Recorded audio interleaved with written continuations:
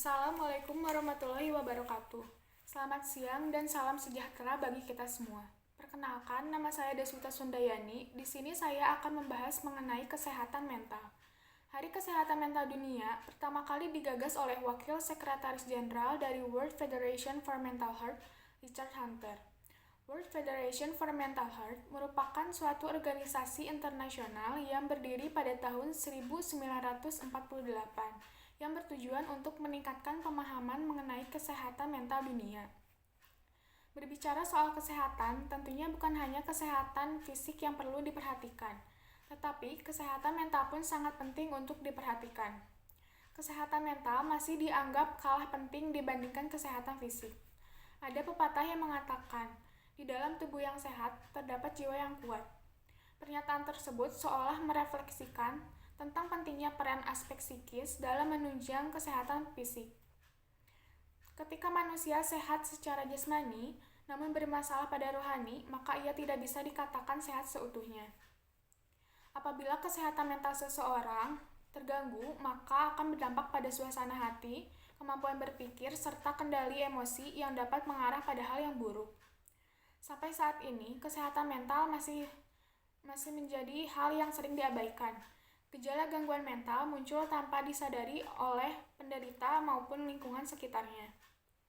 Jika tidak segera mendapatkan penanganan yang tepat, maka akan berakibat fatal pada kondisi psikologisnya. Gangguan mental tidak dapat diremehkan, jumlahnya pun terus meningkat. Hampir 1 miliar orang di dunia mengalami gangguan kesehatan mental. Beberapa jenis gangguan mental seperti stres, depresi, gangguan kesehatan, bipolar, dan masih banyak yang lainnya. Banyak orang yang mengalami gangguan mental yang berujung pada tindakan bunuh diri. Menurut laporan WHO, rata-rata satu orang tewas setiap 40 detik akibat bunuh diri, dan setiap tahunnya ada sekitar 800.000 kasus kematian akibat bunuh diri di seluruh dunia.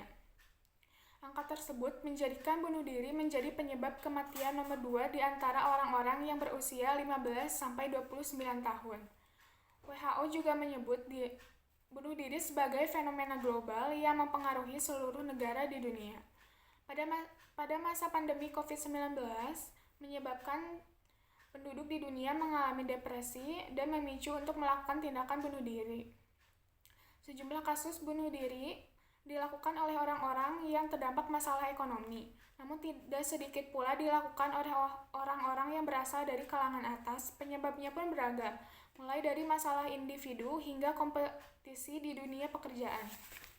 Contoh kasus yang terjadi di beberapa negara, seperti di negara India, kasus kematian akibat bunuh diri setiap harinya mencapai 381 kasus. Pengangguran dan hutang merupakan alasan utama dari tingginya kasus tersebut. Apalagi ditambah dengan adanya pandemi COVID-19, angka bunuh diri di negara tersebut meningkat. Bukan hanya di India, Malaysia juga menyumbang angka kematian bunuh diri mencapai 465 kasus. Di negara Amerika Serikat, kasus bunuh diri terdapat di lingkungan militer yang meningkat hingga 20% semasa pandemi. Penyebab bunuh diri di masa pandemi sangat beragam, mulai dari stres, depresi, himpitan ekonomi, persaingan yang ketat, dan PHK besar-besaran di berbagai perusahaan. Masalah ini membuat orang merasa tertekan dan memutuskan untuk mengakhiri hidup. Seperti yang kita ketahui, pandemi COVID-19 bukan hanya mengambil nyawa orang-orang yang terinfeksi virus, tetapi juga mempengaruhi kesehatan mental banyak orang. Masalah kesehatan di masa pandemi sangat beresiko terhadap tingginya kasus bunuh diri. Apalagi berbagai tekanan dari orang-orang terdekat dan kurangnya dukungan bisa mengakibatkan mental terganggu.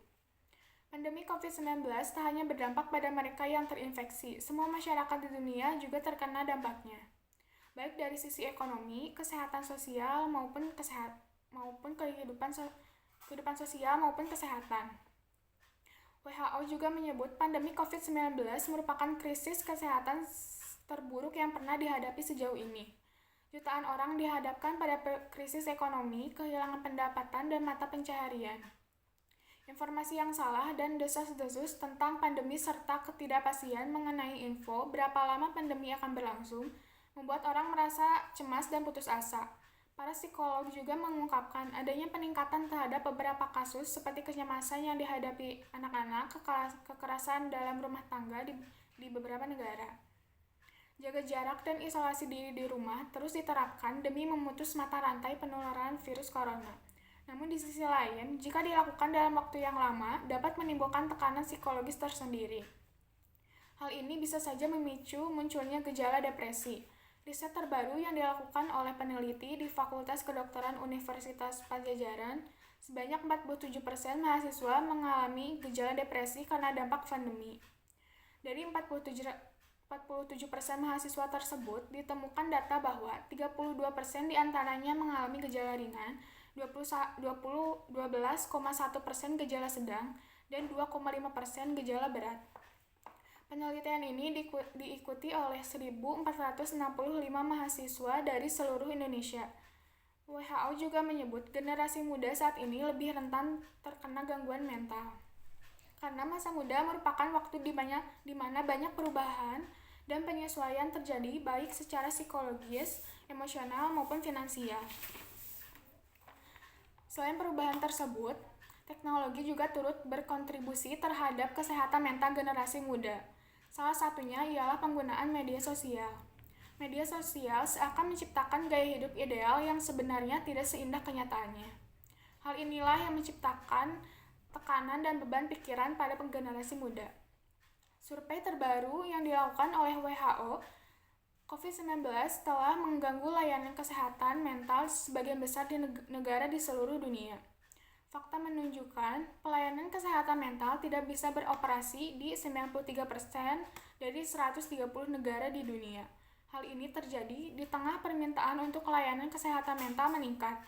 Di negara yang berpenghasilan rendah dan menengah, lebih dari 75% orang yang memiliki gangguan kesehatan mental tidak menerima layanan pengobatan. Di Indonesia sendiri masih sangat terbatas dalam fasilitas dan pelayanan di mana jumlah tenaga kesehatan masalah mental masih sangat rendah. Dalam sebuah studi yang dirilis oleh Komite Palang Merah Internasional, sebanyak 51 responden yang disurvei dari 7 negara melaporkan bahwa krisis kesehatan global yang terjadi saat ini telah berdampak negatif pada kesehatan mental mereka. Masalah kesehatan mental yang terjadi di beberapa negara butuh perhatian yang serius. Salah satu kekurangannya dalam menangani masalah kesehatan mental ialah kurangnya edukasi terkait kesehatan mental. Peran masyarakat di lingkungan sosial sangat dibutuhkan dalam perkembangan psikologis orang dengan gangguan kesehatan mental guna membantu menyadarkan dan mengantisipasi para penderita untuk tidak melakukan sesuatu yang buruk. Menangani isu kesehatan mental bukanlah persoalan yang sederhana. Butuh perhatian serius dari berbagai pihak, baik dari pihak pemerintah maupun non-pemerintah. Semua perlu bersinergi dan bekerjasama dalam menangani masalah kesehatan mental. Cukup sekian dari saya, terima kasih atas partisipasinya. Wassalamualaikum warahmatullahi wabarakatuh.